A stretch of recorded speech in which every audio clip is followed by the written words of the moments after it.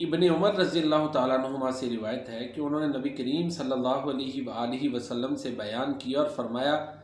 ما من ایام اعظم عند اللہ ولا احب الیہ من عمل فیہن من هذه الایام العشر،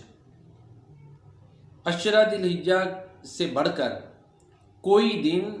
اللہ کی نگاہوں میں اتنا زیادہ عظمت والا نہیں، اور نہ ہی ان کے علاوہ کسی اور دن میں اعمال اتنے زیادہ پسندیدہ ہیں۔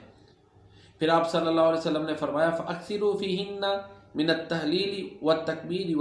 وَالتَّحْمِيدِ، لہذا ان دنوں میں تحلیل یعنی لا الہ الا اللہ یہ کثرت سے پڑھو، اور تکبیر اور تحمید ان کو کثرت سے پڑھو، یعنی اللہ اکبر الحمدللہ،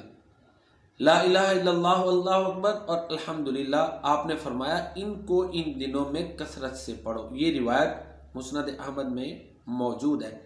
تو اس حدیث سے محترم سامعین یہ پتہ چلتا ہے کہ ان 10 دنوں میں تکبیرات جو ہیں، اللہ کی تحمیدات، تکبیرات اور تحلیلات،